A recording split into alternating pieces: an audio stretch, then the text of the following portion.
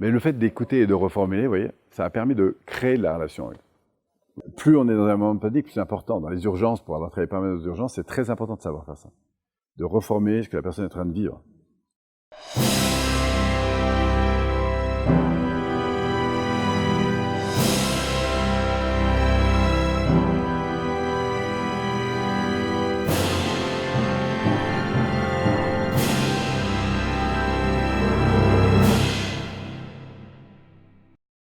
Alors, principe clé, on va jouer juste après. Quand vous sentez que vous entrez en divergence de point de vue, dans quel cas ça pourrait se passer ça? On n'a pas le même objectif, on n'a pas les mêmes valeurs, on fait une demande et l'autre n'est pas vraiment là, enfin il n'est pas d'accord, d'accord? Vous rentrez comme ça, vous allez voir que la tendance c'est rentrer dans ce qu'on appelle des mais si, mais non, mais si, mais non. Vous voyez la mécanique? On fait ce qu'on appelle des joutes verbales en fait. Et en fait, le réflexe, ici le principe de base en neuropsychologie, c'est de reformuler avec succès le point de vue de l'autre avant de chercher à faire passer le sien. Vous avez compris? C'est de reprendre avec succès, c'est-à-dire de reformuler, d'évoquer ce que la personne évoque, hein, parce qu'elle vit, quoi, et obtenir un oui physiologique. C'est ça le signal que vous pouvez passer à la suite. Et ce que je vais vous dire, c'est encore plus vrai avec les relations avec lesquelles vous avez, on pourrait dire, les relations qui sont un peu construites. Ah, par exemple, imaginez que vous êtes chez vos beaux-parents, votre conjoint vous dit un truc qui ne vous plaît pas trop, mais comme vous êtes chez vos beaux-parents, bah, vous la fermez un peu et vous voyez ce que je veux dire, hein, vous la mettez un peu en sourdine. Sauf que quand vous reprenez la voiture, après le troisième virage, là, au fait, qu'est-ce que tu es allé dire là tout à l'heure, etc., etc. Vous voyez? Et en fait, le premier réflexe qu'on va voir chez les gens qui ont l'art de se mettre en conflit, parce que c'est un art, ils vont être beaucoup dans l'affirmation. Et c'est le premier piège, c'est d'affirmer ce que je dis. D'accord? Je vais au fond dicter à l'autre ce que je crois, ce que je vis, ce que je ressens, etc. D'accord? C'est un réflexe. Ok? Et plus vous connaissez bien les gens, plus c'est facile. Si vous avez en plus une responsabilité à l'égard de l'environnement avec lequel vous communiquez, j'entends par exemple vos enfants, ou parce que vous êtes patron dans une équipe, ou quelle que soit la situation, professeur, etc., eh bien, quand quelqu'un dit un truc, vous allez réagir en affirmant ce que vous pensez. Oui ou non? La deuxième chose qui va se passer, c'est que, ça c'est le côté mental, hein, j'affirme ce que je pense. La deuxième chose qui va se passer, c'est que le système nerveux va venir à la rescousse, il va venir vous soutenir. Mais comment il le fait? Il le fait en allant chercher des éléments qui sont en rapport à ce que vous défendez. Vous vous souvenez le coup de la cigarette?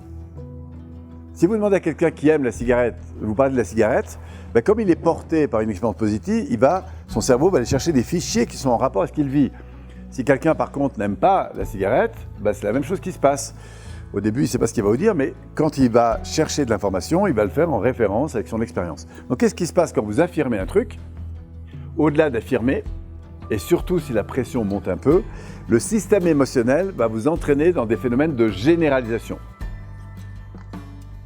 C'est-à-dire qu'il va aller chercher en référence dans le passé, il va sélectionner des informations, parfois même faire des distorsions, qui sont en rapport avec ce qu'il défend. Et d'une manière générale, il va étendre sa réalité émotionnelle à une réalité globale. C'est-à-dire qu'en gros, dire oui, mais toi tu penses toujours ça, de toute façon c'est toujours pareil avec toi. Ah, je le savais de toute façon que tu allais dire ça. Vous voyez ce genre de truc. Mais enfin, tout le monde sait ça, qu'est-ce que tu me racontes là? Vous voyez ce que je veux dire? Pourquoi? Parce que ça va me faire du bien. C'est pour ça qu'on dit on souvent et que le jeu nous ramène dans notre puissance à nous. Le on, c'est un phénomène un petit peu de généralisation. Donc, affirmer, et deuxième piège, c'est généraliser. Et en général, le ton monte un peu. Ça va avec. Pourquoi? Parce que c'est émotionnel. Voilà. Évidemment, vous lâchez davantage avec vos enfants qu'avec vos voisins paliers dans ce cas-là. Oui ou non? Voilà.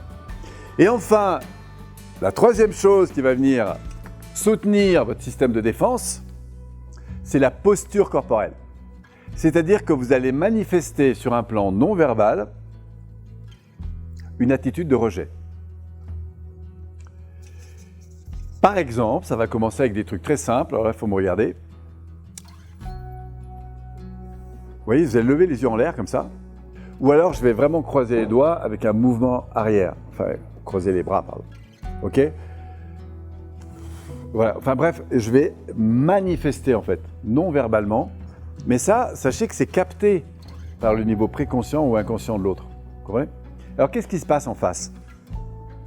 Même chose. T'affirmes, j'affirme. Mais non, mais si, mais non, mais si. Mais enfin, tout le monde sait ça. Bah, tu dis n'importe quoi, c'est toujours pareil. Bah, toi, ah! De toute façon, je le savais qu'avec toi, ça allait encore partir de travers. Et merde, je me tire. Vous avez compris?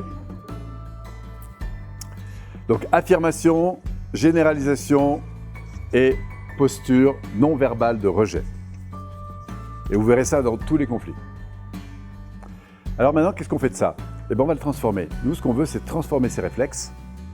L'affirmation, on va la transformer par des questions. Tiens, quand tu dis ça, quand tu dis que tu n'es pas d'accord, par exemple, qu'est-ce que tu veux dire exactement? Et plus encore, qu'est-ce que tu ressens? Tu vois? Quand tu penses que ce n'est pas une bonne idée d'investir là-dedans, qu'est-ce qui t'amène à penser ça? Vous avez compris? Écoute, reformulation, question. Et ce qu'on va aller chercher, c'est aller vers de la précision. Et la reformulation, ça sert aussi à ça. Précision notamment émotionnelle et ressentie. Notez ça. Tiens, qu'est-ce qui t'amène à sentir ou à dire ou à affirmer que c'est quoi le détail en fait sur lequel tu t'appuies pour? Vous avez compris? Plutôt qu'être dans la généralisation, on va être dans la précision.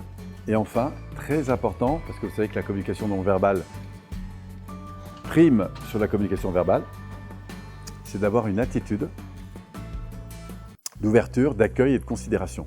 Donc pas de rejet, mais au fond d'accueil et surtout de considération. Et l'art de la communication, je disais ce matin, c'est l'art de la considération. En fait, le point important, c'est la considération, la reconnaissance de ce que la personne vit.